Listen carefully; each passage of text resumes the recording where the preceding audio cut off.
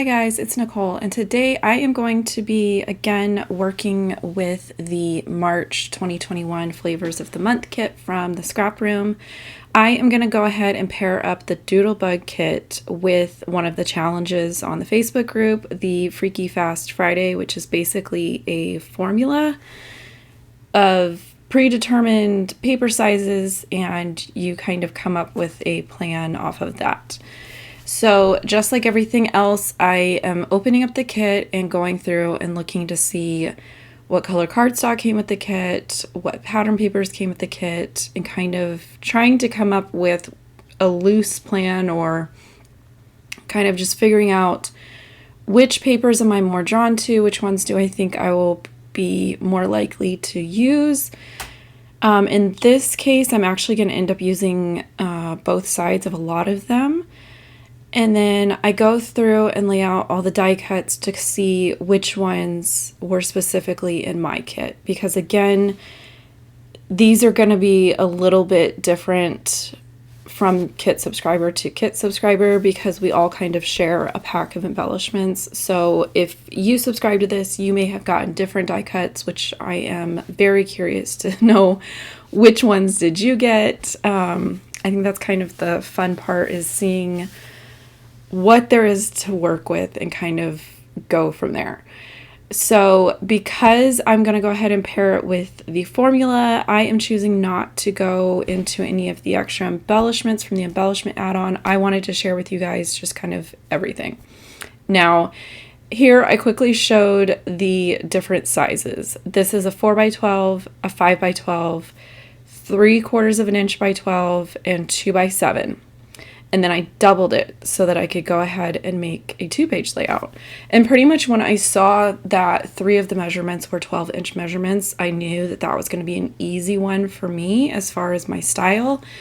And to go ahead and double it and make a 2-page layout, because typically those are good sizes to be able to have enough paper to span a 2-page layout.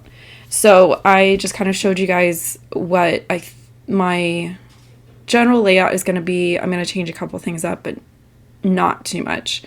For the 3/4 inch stripes, I am cutting from the multicolor stripe paper. That is something that I like to do. I like to kind of pick one that is either stripes or is either like a darker tone on tone for things like border stripes. And then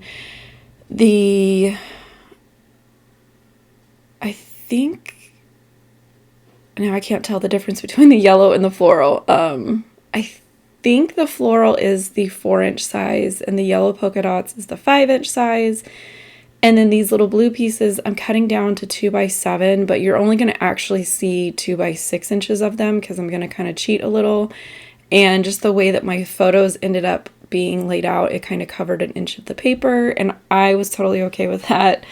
Technically my paper is still 2x7, so just a little cheater method. For the stripes, I did run them through a border punch. I just wanted to give a little bit of a break from all of the sort of straight lines that are going on, and just kind of have it be a little bit more fun and playful. This is a very bright collection. This is Doodlebug. We all know Doodlebug has like the most bright, fun collections. So those to me kind of tend to get paired with like kids photos or kids activities, or like fun type of holidays. And again, both sides of my layout are pretty much going to mirror each other. And another small cheat that I'm going to make is I took a scrap of white cardstock that I had and I trimmed these down. These are about 1/8 of an inch.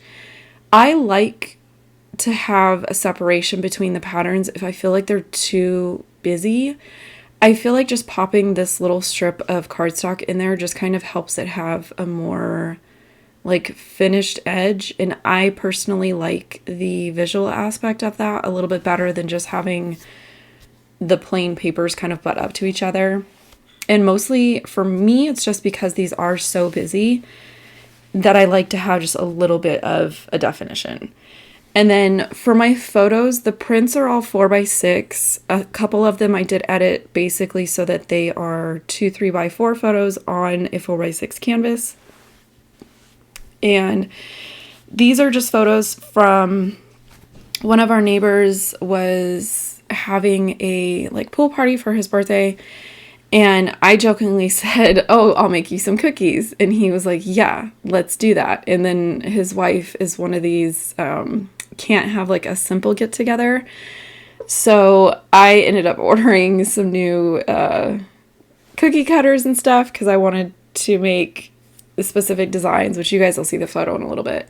But I knew that I was not going to want to decorate that many cookies that comes out of one batch of dough. So I took probably a third of the dough and just cut them out with like dinosaurs and butterflies and just kind of random, so that when they were done baking, I could then take the leftover icing and make a couple extra colors, and then my kids could go and have at, you know, their own sort of cookies and decorate them and kind of stay out of the ones that I was trying to decorate, especially since if I'm making something that somebody else is going to eat, I try not to let my kids help me because they're kids. They're gross. If you have kids, you know what I mean. But yeah, so to me, when I saw the Doodlebug line, and the line kind of reads more like cupcakey, but I got to make it work for my photos, so this was my solution. So you can see the photo on the right are the cookies that I made.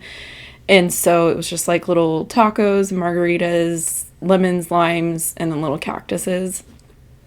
And then from there, I'm just going to keep kind of all the information about the layout in this blue section. So I'm going to be able to put my journaling, my title, and that kind of stuff there, and then just use a little bit of embellishing kind of here and there. Pretty much the papers are very loud and interesting, and then I've got, I would say, a good amount of photos, so that's already taking up sort of the, you know, eye-catching part of the layout. Everything else I'm just going to kind of keep pretty basic to not kind of compete with everything, if that makes sense. So for my journaling, I just did some strips that I could nestle in under this little banner piece and down to the bottom of the like blue paper.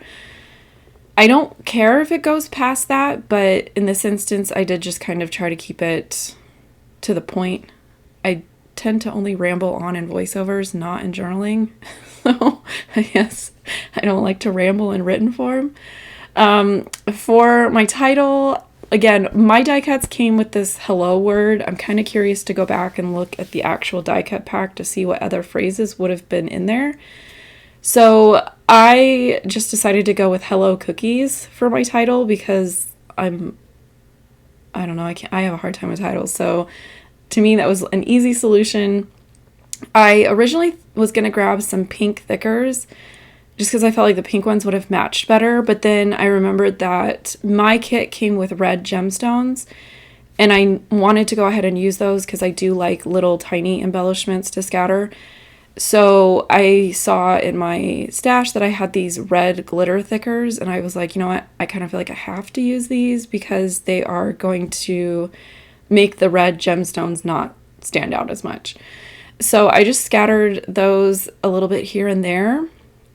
And then the last thing that I'm going to do, because I remembered to do it, was to go ahead and date my layout while it's out, and I don't have to go back and do it when I do another like putting layouts away. So here is the completed layout, and then I have a photo here breaking down all the different sizes from the formula and where they are. Definitely check out the link below. Join the Facebook group if you're looking for like fun challenges. You don't have to use Scraproom kits. There's always a sketch and always a formula challenge going on, and then lots of other sort of sharing and chatting going on as well. So with that, I'm going to leave you guys here. And as always, I appreciate you guys stopping by and spending time with me, and I will catch you in another video. Bye.